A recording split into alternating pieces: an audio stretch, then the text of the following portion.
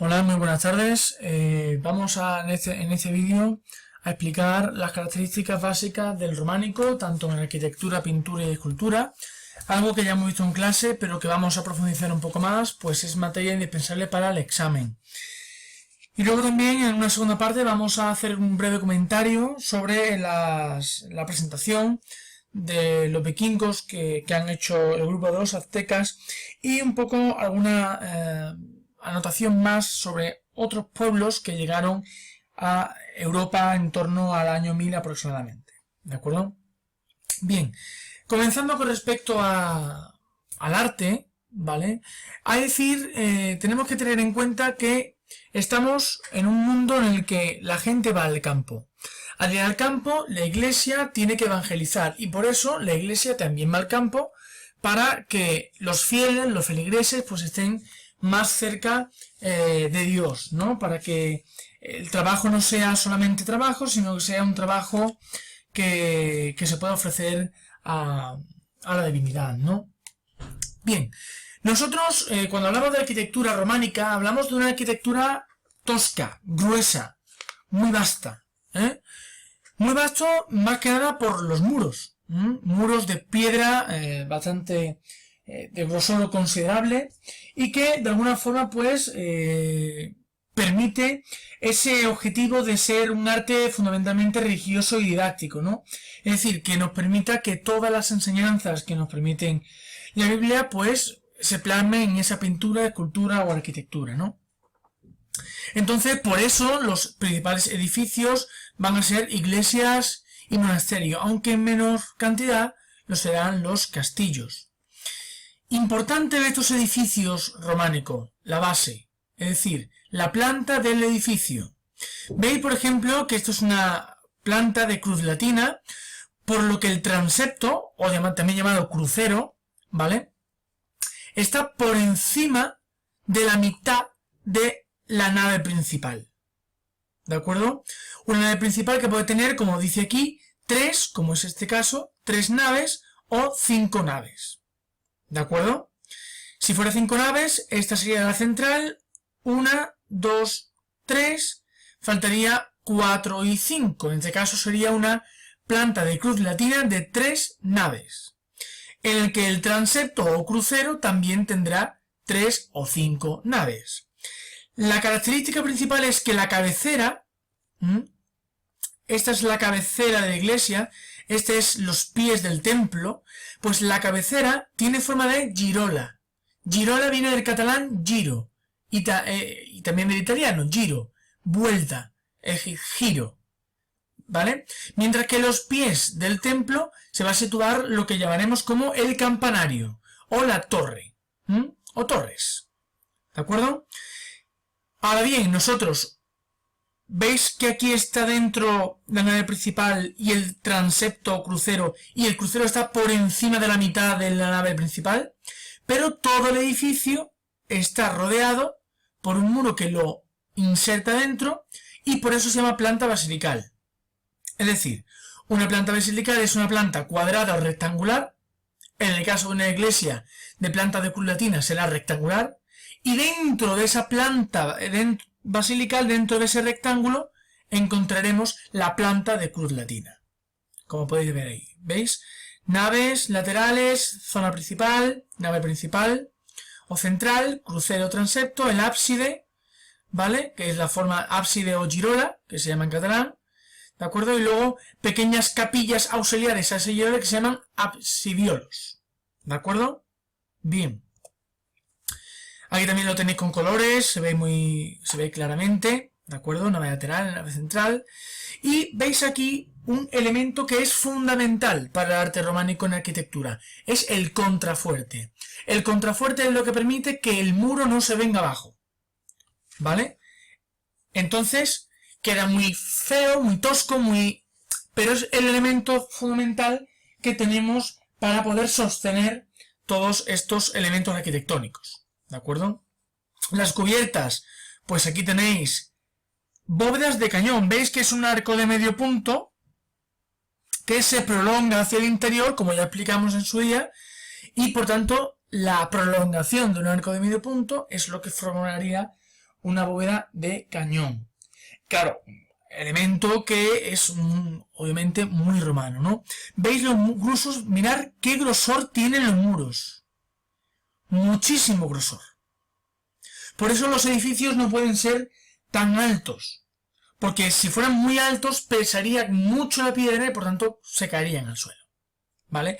Y para que podamos incorporar algo de luz al interior, pues pequeños orificios, ventanales, que permiten eso.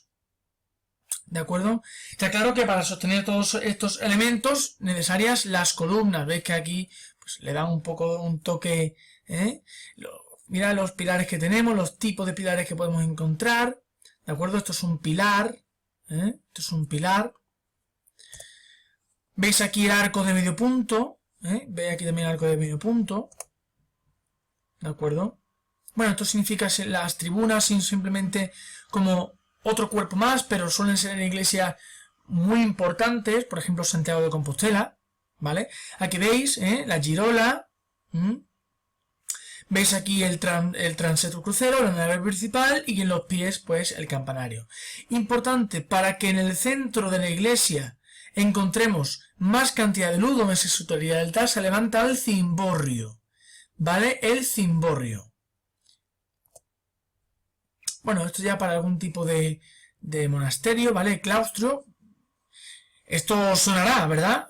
Vamos, donde damos nosotros clases, pero en este caso, esta sería la planta baja de lo que a nosotros es la planta alta.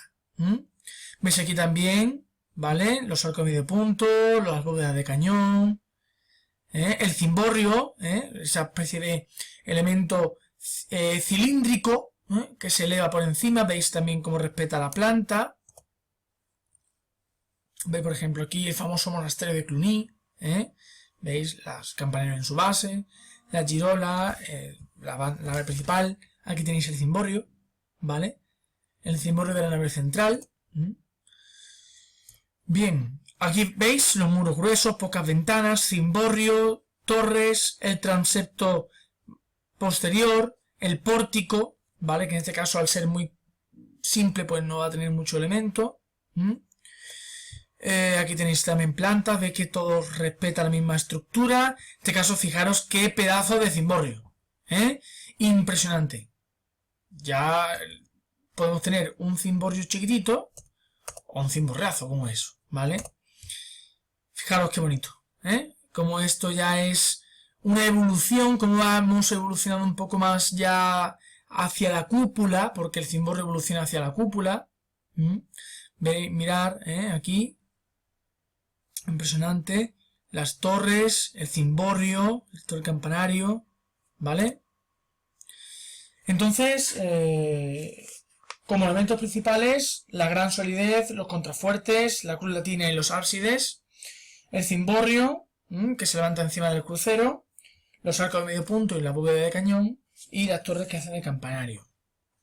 Estos pórticos se pueden decorar, sobre todo ya sabéis, función didáctica para poder instruir a aquellos feligreses, y lo que nos interesa realmente, ¿no? La escultura, es decir, se alargan las figuras para hacer algo como antinatural. Aquí tenéis la portada. Estos elementos no vamos a tratarlos, en este tema. Esto sería entrar, como se dice, rizar el rizo, Pero sí es cierto de que esas columnas, que sí son elementos fundamentales, tienen capiteles. Esos capiteles, sobre todo, suelen estar situados más en el interior de monasterios, de iglesias, y en función de cómo esté decorado, pues podremos tener modelos geométricos de figuras que, pues nada, simplemente trenzas, espirales, grecas, que nos permiten pues ver más figuras, ¿no? También tenemos de carácter vegetal. Aquí no tengo ninguna imagen, pero que aparecen hojas, por ejemplo, la famosa hoja de acanto, ¿no? O figurativa, ¿veis? Aquí figuras, figuras, o bien quimeras, en el caso de ser animales fantásticos. Entonces la escultura es más hacia los pórticos, ¿veis? Aquí está la escultura. No pensar que la escultura en esta época es como los pasos de Semana Santa, los crucificados de las vírgenes, no. Es decir, hay algunas que están exentas, Veis ahí la escultura que está exenta, pero lo normal es que se adornen las iglesias románicas con este tipo de obras, ¿de acuerdo?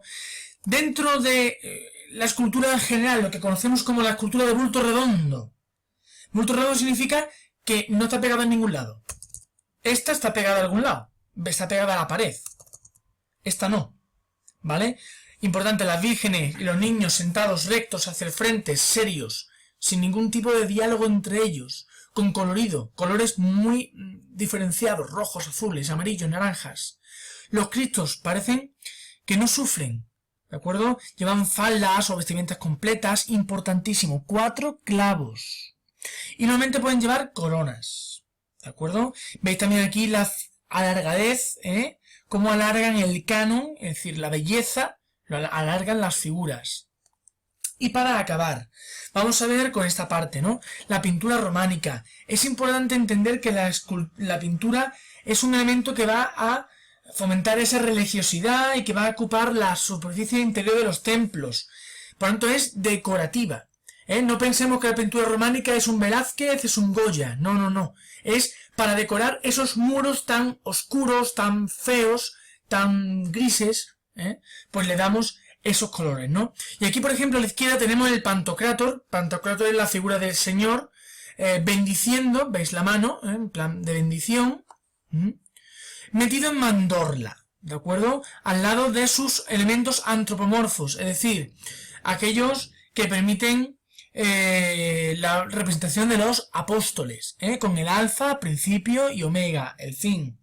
Entonces lo que se quiere expresar es lo simbólico, lo estático, ¿veis? Lo frontal, no hay una perspectiva, no hay una imagen que entra hacia adentro, es plano, ¿de acuerdo? Con colores, como podéis ver, muy intensos, sin ningún tipo de volumen, con trazos, bastante gruesos, ¿de acuerdo? Muchas de estas pinturas, por lo tanto, se realizaban en tablas de madera que decoraban diversos frontales, o bien páginas de libros con para lo que se llamarán miniaturas, aunque esta imagen está realizada al fresco, es decir, se aplica pintura sobre las paredes que están relativamente húmedas, ¿vale? Ves aquí la figura del Pantocrátor, figura plana, sin ningún tipo de volumen, con colores diferenciados unos de los otros, ¿de acuerdo? Aquí tenéis, por ejemplo, una tabla, ¿vale? La misma idea, con esos colores y esa seriedad, ¿vale? Aquí también tenéis otros temas relacionados con lo mismo. Otro Pantocrátor, ¿veis? La misma dinámica en todos ellos. Diversas tablas, ¿veis aquí? Ay, se me ha pasado. Miniaturas, ¿vale? En libros de texto. Bueno, y aquí lo que podríamos decir, el comentario, ¿no? De una obra arquitectónica, ¿no? Cuando queremos hablar de una iglesia románica, pues tenemos que decir cuál es la obra, ¿no? Pues estamos ante la iglesia de San Martín de Fromista, en este caso, ¿no? Aproximadamente, pues, es decir, cuándo se construyó, ¿vale? Aquí tenéis todos los elementos. Es una iglesia, que tiene una función, en este caso, religiosa, ¿no? Porque se va a orar, realizada, pues, en piedra, ¿de acuerdo? Es decir, el material con el que se ha podido realizar, ¿vale? Luego ya entramos dentro del edificio por la parte superficial del suelo, que sería el tipo de planta, basilical, de cruz griega, de cruz latina, aplicamos un poquito sobre todo ello. ¿Qué elementos constructivos? Pues pilares, muro, columna, contrafuertes, arcos. Lo explicamos todo en relación con el contenido que sabemos. Y también cómo lo podemos, qué estilo artístico es y qué elementos decorativos podemos usar, ¿no? Y para concluir por un poco el contexto histórico en el que nos encontramos, ¿no? Pues estas iglesias se hacen de esta forma por tal idea, ¿no? Todo esto lo tenéis muy claro y muy bien detallado en la página 160 del libro, ¿vale? Cualquier duda que tengáis, yo estaré en el recreo el jueves para que me preguntéis cualquier cosa. Ya sabéis que el viernes tenemos el examen, ¿vale? Pero ya digo, en la página 160 este elemento viene fantásticamente bien explicado, incluso en este PowerPoint que lo tenéis en la parte de presentaciones. Saludos.